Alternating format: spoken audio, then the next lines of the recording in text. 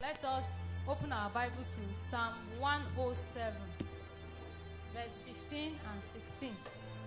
I read, "Oh, that men would praise the Lord for his goodness and for his wonderful works to the children of men. For he hath broken the gates of brass and cut the bars of iron in sunder." Testimony time. Who is ready to tell people about the goodness of God in his or her life? Testimony time number 1. Praise the Lord. Amen. Mo dúpẹ́ lọ́wọ́ Ọlọ́run pé Ọlọ́run fi ọdún kan kún ọjọ́ ayé tèmi náà nínú ọ̀sẹ̀ tá a lò kọjá yìí lọ́jọ́ Wednesday. Dó bí gbogbo ẹ̀ ṣe lọ. Last year tí mo ṣe birthday mi last year bí tí mo ti ń ṣe ládùúgbò Èkìtì ni mo wà, so gbogbo èmi ni pé ọdún yìí nǹkan pé ó àsìn kò ní bá ní status tí mo wà. That was my plan in last year pé at least and I was working towards it. But níbẹ̀rẹ̀ ọdún yìí ṣe di ní oṣù kejì ní on the 11th of February things changed drastically in an unexpected way. Me expected. Everything I've been planning to do, all my plan, everything was destroyed. So I had to pick up myself again from the scratch. But nǹkan tí mo dúpẹ́ fún Ọlọ́run ni pé because Yorùbá ní pé tí ẹ̀rí bá ṣì wà, ìrètí ṣì wà. Dúpẹ́ lọ́wọ́ Ọlọ́run torí mo máa ń travel gan nígbà tó dé stage kan nínú oṣù kẹrin, oṣù karùn-ún, oṣù kẹfà. Tí n bá ṣiṣẹ́ níbì kan mi kì í fẹ́ kí kan wọlé, mo máa ń fẹ́ kán tètè kí n ṣàkóbárọ̀ bẹ́ẹ̀ yẹn. I was traveling to Ìjẹ̀bú Òde. I was coming back every Saturday. Mo ń dé láti wá ṣiṣẹ́ tí mo ṣe ní church. Mo ṣiṣẹ́ ní Ìjẹ̀bú Òde. Mo ṣiṣẹ́ yẹn náà pay me, but I don't just want to be sitting at home. Mo máa lọ sí Ìjẹ̀bú Òde. Màá wá nínú ìrìn àjò níjọ́ kan ní wọ́n kò kan nídìí ayò rẹ̀. Wọ́n kidnap àwọn ènìyàn níjọ́ yẹn. Wọ́n ṣe kidnap àwọn ènìyàn tán ní àárín igbó ni nídìí ayò rẹ̀. Dáadáa kí wọ́n tó délé ibi tí wọ́n ti ń ṣe òróró tán pè ní Rome company yẹn. Wọ́n ṣe kó àwọn èèyàn tán kò pẹ́ náà ní mọ́tò tèmi náà dé bẹ́yìn. Mi ìdẹ̀ dágbére grandma àti mọ́mí nẹ́sìn àwọn náà máa ń kì tábọ̀ mi pé báwo ni bọ̀ Ìbàdàn sọ fún mi pé mo wà whereas mi sí nìbàdàn torí Ìbàdàn yẹn iṣẹ́ tí mo ṣe ń bẹ iṣẹ́ èdè ni but just to keep myself busy because Yorùbá ní pé owó tó bá ti dilẹ̀ náà lè ṣu máa ń bẹ̀ níṣẹ́ ìgbà inú oríṣiríṣi èrò tí ò dá máa ń wọnú èyí bọ̀ mo dúpẹ́ lọ́wọ́ Ọlọ́run pé àwọn èèyàn tí mi ìdágbére fún pé bíbáyìí ni mò ń lọ Ọlọ́run jẹ́ kí n kó wọn sí wàhálà láti máa wá mi káàkiri ní gbogbo àwọn ìrìn àjò yẹn. Nínú ìrìn àjò yẹn náà mo tún ti ní experience kankan tí mo sọ́jọ́ kan pé àwa tá à ń ra nǹkan jẹ tá à ń ra nǹkan we must be very careful. Níbẹ̀ Ọlọ́run kò fẹ́ kí nǹkan rí ìkàtúnṣe níbẹ̀ yẹn ni bí tí mo ti ń ṣe omi fáwọn èèyàn tí mo ti ń bá wọn process omi wọn. Mo máa ń fẹ́ try tí máa ṣe mi kàn máa fẹ́ mọ kí ni nǹkan tí mo ti ṣiṣẹ́ o ìyá fẹ́ mọ nǹkan tí mo fi ṣiṣẹ́. Then I went up àṣì tank tá a fi ń pọn omi bottle water tó lórúkọ ní Ogun State ni o odidi jàgbá ńlá ló wà nínú táǹkì omi tí à ń pè ní omi yẹn ní processed water tá a ti treated water tá a ti treat tán sílẹ̀ lẹ̀ tó yẹ pé ó kàn pàkéjì kankan bọ̀ tó sílẹ̀ ló kù jàgbá ńlá tó dúdú ló ń pọn omi yẹn alájí lẹ́nu tó níbẹ̀ yẹn mo wá pé bọ́ọ̀ tí adó ń ṣe pé àwọn àwọn nǹkan tí mo rí bọ́ọ̀ yìí ṣàgòkè nǹkan tó wò pé má wò ẹ̀wọ́ rì mọ́ wá dì and that was the end tí mo mọ́ǹtì yẹn náà mo wá June yẹn èmi àti bàbá travel bàbá sọ ọkàn gbà pé nǹkan kó máa kí sábà wọlé pé Ọlọ́run máa fún mi níṣẹ́ tó dára the following month yẹn náà ni mo wá ríbi tí mo ti ń ṣiṣẹ́ tó kò tí ì tẹ́ mi lọ́rùn tó ṣùgbọ́n mo dúpẹ́ lọ́wọ́ Ọlọ́run nítorí tí wọ́n ti ń ṣiṣẹ́ lọ́wọ́ báyìí kankan tó ṣe láìpẹ́ yìí náà gbogbo ata jẹ́ ẹ̀dì yẹn wọ́n kàn ṣáà dédé wọ́n kọ́ akọ ìbọ̀dì níjọ́ kan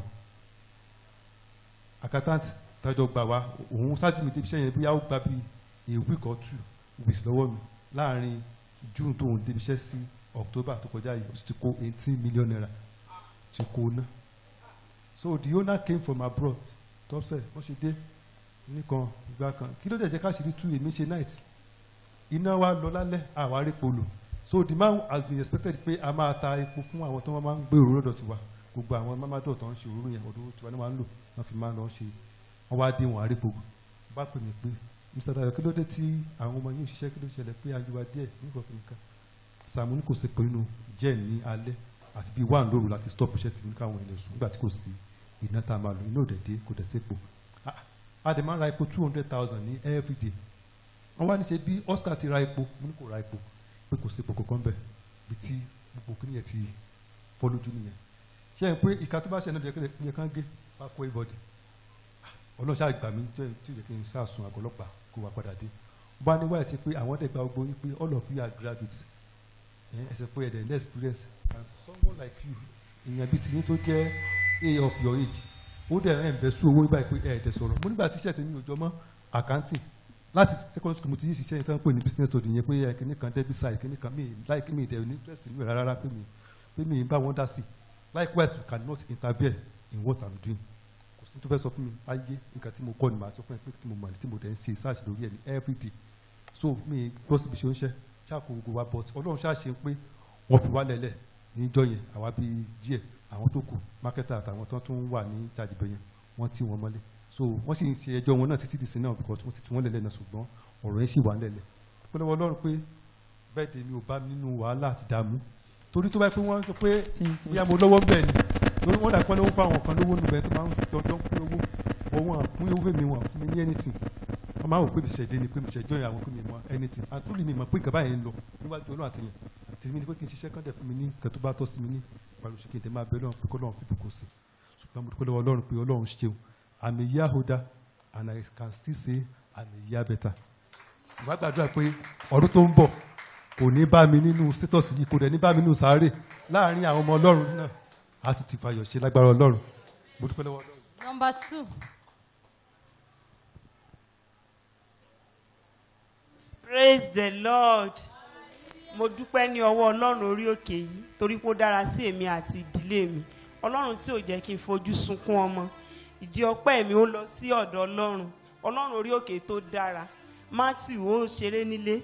Mi ò mọ̀ pé ó ti fi apá yẹn ṣèṣe.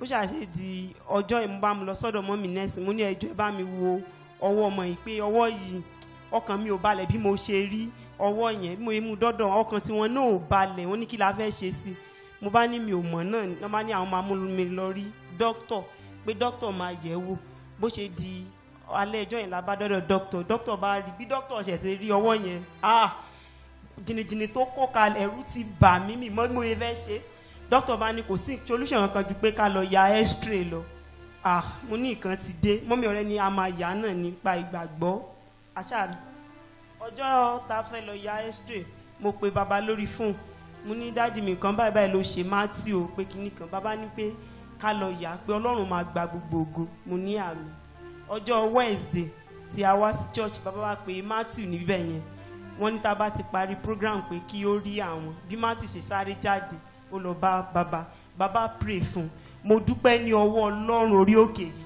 Ọlọ́run tó dára sí èmi àti ìdílé mi Ọlọ́run tí ò jẹ́ kí n fi ẹkún kówó fún àwọn tí wọ́n fi ẹ̀rín náà Ọlọ́run orí òkè bá mi mú ọwọ́ tó jẹ́ pé wọ́n sọ pé gbogbo egungun ẹ̀ pé wọ́n máa tò wọ́n máa tún ṣe Ọlọ́run orí òkè bá mi dá padà tí kò nídìí títò kankan mọ́ mo dúpẹ́ ní ọwọ́ Ọlọ́run orí òkè yìí torí pé ó dára sí èmi àti ìdílé mi Ọlọ́run tí kò wo ẹ̀ṣẹ̀ mi Ọlọ́run tí kò wo ọ̀rọ̀ ẹnu mi Ọlọ́run tí kò wo ìṣesí mi mo dúpẹ́ torí èmi ni mi bá owó x-ray tí mo lọ yà gan kí n tó mú lọ x-ray yẹn àwọn omi àdúrà tí bàbá máa ń bá a pray sí mo dà sí mo fún mu àìmọ́ tẹ aṣọ mi ti tutù mo ní jẹ́ kó tutù bọ̀ mo dúpẹ́ ní ọwọ́ Ọlọ́run pé Ọlọ́run tí ò jẹ́ kí ìbànújẹ́ kó wọ inú ilé mi Ọlọ́run tí ò jẹ́ kán gbé ọwọ́ ọmọ mi kọ́ ìdí ọpẹ́ mi lè kí Ọlọ́run kó tẹ́wọ́ gba ọkàn ọpẹ́ mi mo dúpẹ́ lọ́wọ́ yín bàbá ilé ológo ẹ̀ ò ní sọnù ẹ̀yin àti ìdílé yín mo dúpẹ́ kó àdúró ẹ ṣé. Praise the Lord.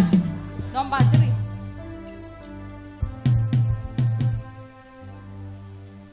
Praise the Lord. Praise the living Jesus. Mo fẹ́ gbé orúkọ Ọlọ́run alààyè ga lórí ìdílé mi. Ó dà pé mi wà sure bóyá June or July. A word of prophecy and Baba said Ọlọ́run ní òun máa pààrọ̀ ohun ògbó nínú àwọn ìdílé kan. And I tapped into it that very day. Mo dúpẹ́ nítorí pé ohun tí ó ti ṣòro ṣe fún wa nínú ìdílé yẹn for the past 2 years Ọlọ́run ṣe ní ìrọ̀rùn láàrin wákàtí méjì. I appreciate the name of the Lord. Ó jọ mí lójú gan. It might be minute, but to me, it is a very big thing. Because Ọlọ́run sọ bẹ́ẹ̀, ó sì ṣe bẹ́ẹ̀. Ní àkókò tí Ọlọ́run fẹ́ ṣe, I appreciate the name of the Lord. My second testimony, last month, èèyàn mi kan pè mí, wọ́n ní pé wọ́n suspend àwọn níbi iṣẹ́. Mo ṣe wá sọ̀rọ̀ yìí, I was not like, irú suspension wo nìyẹn, kí ni nǹkan tí wọ́n sọ pé ẹ ṣe? Wọ́n ní wọn fáwọn ní tangible reason nǹkan táwọn ṣe. Wọ́n ní káwọn lọ kó driver's license, àwọn wá work permit, wọ́n ṣàkà gbogbo ẹ̀ lẹ̀. Wọ́n ṣáà ti suspend àwọn without pay. Wọ́n ní pé àwọn ti lọ head office, wọ́n ní kò sí nǹkan kan tí àwọn lè ṣe sí. I went on my knees in my room. Mo dẹ̀ ké pe orúkọ Olúwa. Ọlọ́run dẹ̀ dá mi lóhùn. Mo sọ fún Ọlọ́run, mo ní Ọlọ́run orí òkè yìí, Ọlọ́run orí òkè kò ṣe ohun tì. Ọlọ́run tó máa ń wá ojútùú sí nǹkan.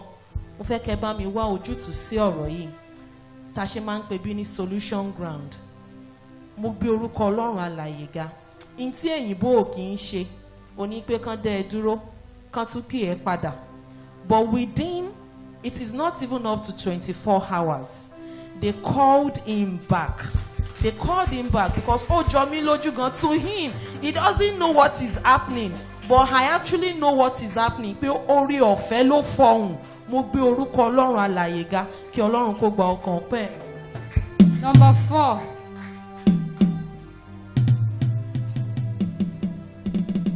Praise the Lord.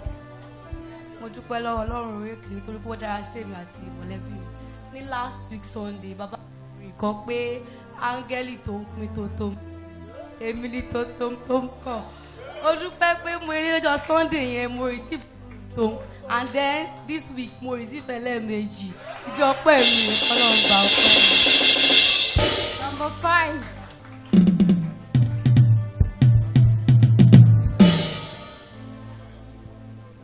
Áńgẹ́lì tó ń pín tó áńgẹ́lì tó ń pín tó èmi ni tó kan áńgẹ́lì tó ń pín tó. Mo dúpẹ́ pé èmi náà gba tó. I bless the name of the Lord. Torí bàbá máa èèyàn tó send owó sí mi, actually bàbá máa ní pé ẹni yìí tó travel, ẹni wà tẹ́ni yìí close máa pè é ẹ̀tọ́ ẹ̀ wà lọ́wọ́ ẹ̀ máa gbàdúrà kọ́ ló ń gba ẹ̀tọ́ ẹ̀ lọ́wọ́ ẹ̀. And to the glory of God, she just messaged me herself. Yeah, ọmọ mi afa kìnìkan, and I got the alert surprisingly. And I bless the name of the Lord for blessings in my business. I thank God because I am not stagnant. Since January till this moment, I know there are drastic changes in my business. God has been blessing me. My customers has been increasing every week. I thank God. And I thank God for delivering me from spirit husband. I bless the name of the Lord because I know what it means. I know what it takes. I bless the name of the Lord. I glorify his name. And I thank God on behalf of the children. Torí for the past few weeks, báyìí oríṣiríṣi ìròyìn tí ò tẹ̀ dá là ń gbọ́ nípa ọmọdé, ọmọ kan kú, trailer pa ọmọ 17. We thank God because all the prayers we have been praying on behalf of the children, God has been answering us. When nìkan kan ti inú wọn, they are even multiply every Sunday, náà pọ̀ sí. We thank God. Ọlọ́run dẹ̀ ń jẹ́ ká wẹ̀ nìkan kan ti nínú wọn. I bless God. I give all glory to his name. Number 6.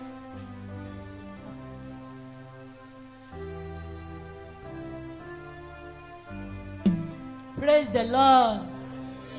Mo dúpẹ́ lọ́wọ́ Ọlọ́run orí òkè nítorí pé ó dára sí èmi àti ìdílé mi. Níjọ́ Wednesday, Ọlọ́run orí òkè yìí dára sí mi. Bí mo ṣe délé ní ọjọ́ yẹn tá a kúrò ní program, ní iṣẹ́ ìyanu tí ń ṣẹlẹ̀ nínú ilé wa. Nígbà tí ó wá di ọjọ́ kejì ọjọ́ yẹn, mo wá sọ fún Ọlọ́run pé Ọlọ́run, bí kọ́dún dé, kákan máa jẹ nǹkan tí ò ní ìtumọ̀. Ọdún yìí tí mo ti wọ solution night, ayé wa gbọ́dọ̀ change. Mo sá gbàdúrà àjọ yẹn. Ṣùgbọ́n mo dúpẹ́ lọ́wọ́ Ọlọ́run pé Ọlọ́run ti ń ṣe ọdún fún èmi àti ọkọ mi tí ọdún ò tí ì dé. Àárọ̀ yìí Ọlọ́run tún wá jọ wá lójú gan.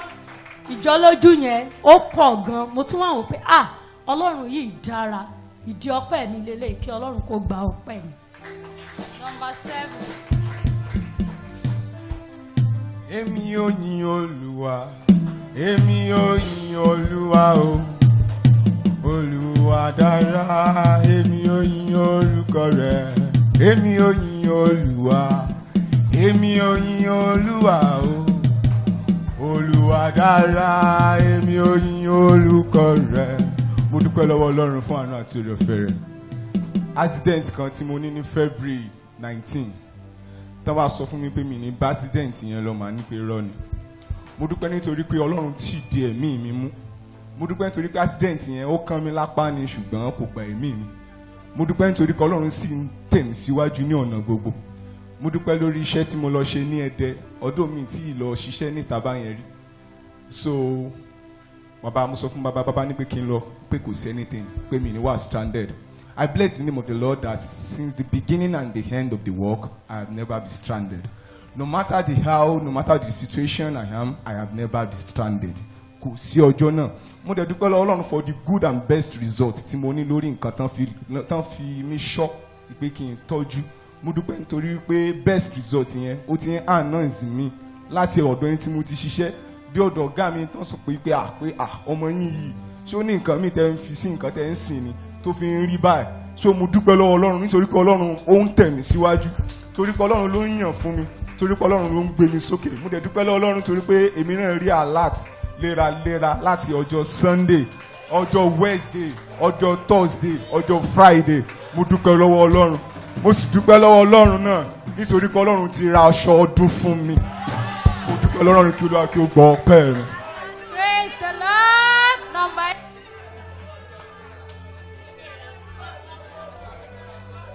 Hallelujah.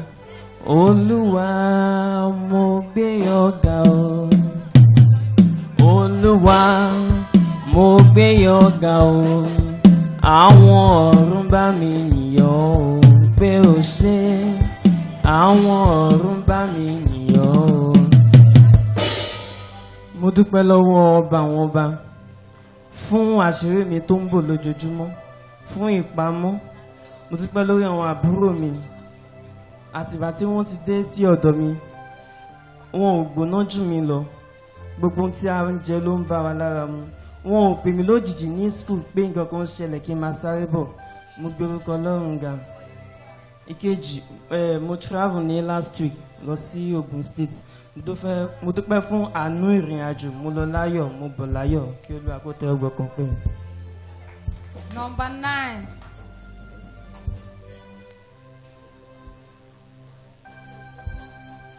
Mo ronú mi jinlẹ̀ láti mọ oore rẹ. Mo lo kákúlétọ̀ bíbẹ́ oore rẹ kò ní yé. Ó ní pé èló ní bíìlì, ó ní kí n ṣáà máa dúpẹ́. Ó ṣé o bàbá mi ò ní yálà ìmoore. Praise the Lord. Mo gbé orúkọ Ọlọ́run ga torí pé Ọlọ́run dára sí mi, ó dára sí ilé mi. Ọlọ́run ò jẹ́ ká ṣe aláìní ohun tó dára. Ní gbogbo ọ̀nà Ọlọ́run bùkún fún wa. Nínú iṣẹ́ mi Ọlọ́run change gbogbo nǹkan sí rere. Ó dé stage kan ní àwọn àkókò kan tí nǹkan yí padà tí gbogbo kò lọ bó ṣe yẹ kó lọ. Mo lọ sí ọ̀dọ̀ bàbá pé báwo ni màá ṣe wà ní abẹ́ òróró tí màá tún wá máa ṣe aláìní. Bẹ́ẹ̀ bàbá súre fún mi ní ọjọ́ yẹn. Mo gbé Ọlọ́run ga pé láti ìgbà yẹn gbogbo nǹkan ti yàtọ̀ sí rere. Ọmọṣẹ́ ń pọ̀ sí, iṣẹ́ ń pọ̀ tó yẹ pé mi kò ráyè láti lọ sọ́dọ̀ bàbá láti tún lọ dúpẹ́ lọ́wọ́ wọn. Gbogbo ẹ̀ ṣáà Ọlọ́run ṣáà ṣe gbogbo nǹkan ní ọ̀nà tó dára fún mi. Mo dúpẹ́ lọ́wọ́ Ọlọ́run, dúpẹ́ lọ́wọ́ bàbá. Ẹ bá mi yin Ọlọ́run lógo tó ní pẹ́rẹ́ sí i.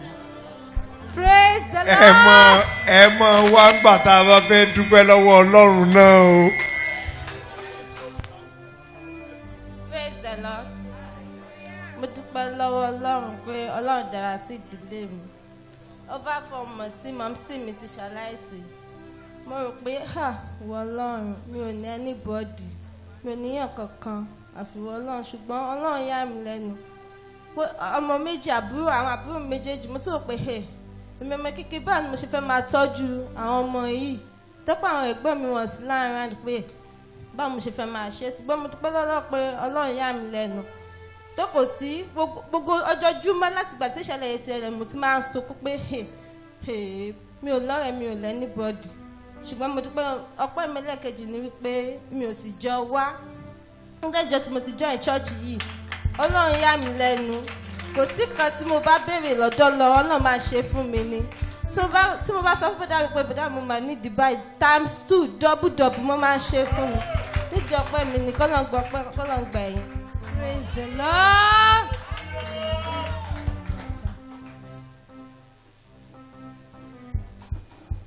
Èmi tọ́pẹ́ tọ́ sí mo mọ́ra mi.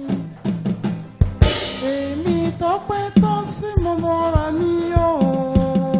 Èmi tó ń fojoojúmọ́ rí oore ọ̀fẹ́. Èmi tó ń fìgbà gbogbo rí àánú gbà o. Èmi tójú tìrì tójú ní tì láéláé. Èmi tọ́pẹ́ tọ́ sí mo mọ́ra mi. Mo dúpẹ́ lọ́wọ́ Ọlọ́run orí òkè yìí tó ń ṣe ohun gbogbo nínú ohun gbogbo, tó ń dábìrà nígbà gbogbo, tó ń sọ̀rọ̀ tó sì ń múṣẹ. Ọba mi abánimúlẹ̀ má dání ni, kábíyèsí Elédùmarè, ọba tí mò ń ké pè lọ́sàn-án lóru lálẹ́ tó sì ń dá mi lóhùn. Ọlọ́run lókè yìí tó wò mí ṣíṣùṣù tó jẹ́ pé gbogbo ayé mi ló máa bá mi ṣẹ́ láì sí pé ó dá òtù lórí ọ̀rọ̀ ẹ̀. Mo dúpẹ́ lórí ọmọ mi àkọ́bí mi yìí, ogun kankan dìde lójijì. Ogun yẹn mo wò pé ìwọ Ọlọ́run báwo ló ti fẹ́ ṣẹ́ ogun yìí. Kódà mo lọ sí sẹ̀lẹ̀ lórí ọ̀rọ̀ yìí pé ìwọ Ọlọ́run ẹ bá mi ṣẹ́ ogun yìí. Ọlọ́run ogun yóò máa ṣẹ́ mo wá bá bàbá mo ní ọmọ yìí ìkọ̀kọ̀ máa ń ṣe. Bàbá ní ogun yìí á ṣẹ́. Mo lọlé ogun yẹn ò ṣẹ́. Mo pa bàbá ní ọ́fíìsì mo ní bàbá mo ní ogun ọmọ yìí yóò ti ṣẹ́ o. Tó jáde ẹ̀gán tí ń complain pé ibo ló ti padà tún rógun ibo lógun yìí ti jáde. Ọjọ́ òun kàn wà bá lọ jáde ẹ̀gán bẹ̀rẹ̀ sí ti sunkún pé ìwọ Ọlọ́run ní báwo lógun yìí ṣe máa mo ní ẹ má sunkún mọ́. Mo ní ọba ti sọ pé ogun yìí máa ṣẹ́.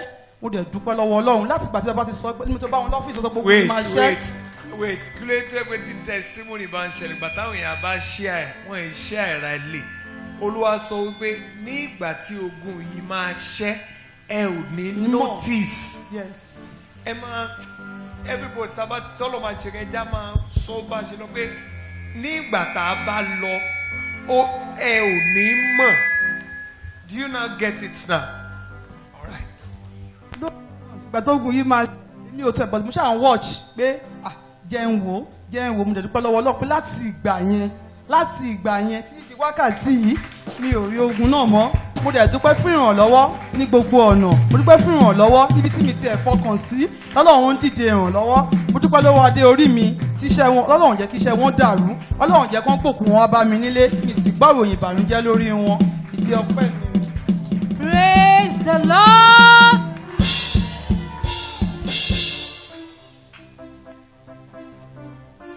It can never fail.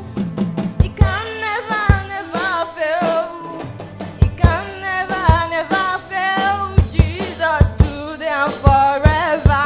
I thank the name of the Lord over my family. Last week, Daddy preached about restoration. I thank God because He restored my family. There were some things that I was praying to God about, but I thank God that He brought that restoration, and it was very evident. I saw it. And secondly, I want to thank God for alert. Thirdly, I want to thank God for a good phone because I was praying for it. And last year, I told Daddy about the phone, and he said I should not worry. God will provide the phone. I thank God that He provided that good phone that I wanted. And lastly, that was last month. Daddy was talking about being a king. He said that you want to see nepa mamunolo. And then you will not be scared. That I didn't know that was an issue for me. But for like 7 months, I would be scared at night. That it would be as if I'm choking. But I thank God that Oroyo continuous on just Sunday. It took that fear away. I'm able to sleep at night. I'm able to, even if there's no light at all, I can sleep. So I want to bless the name of the Lord over my life. Thank you. Who did this? Oh my God! Wow! Ẹ jẹ́ ká dìde dúró ká ké 7 hallelujah fún àwọn iṣẹ́ àti iṣẹ́ ìyanu tí Ọlọ́run.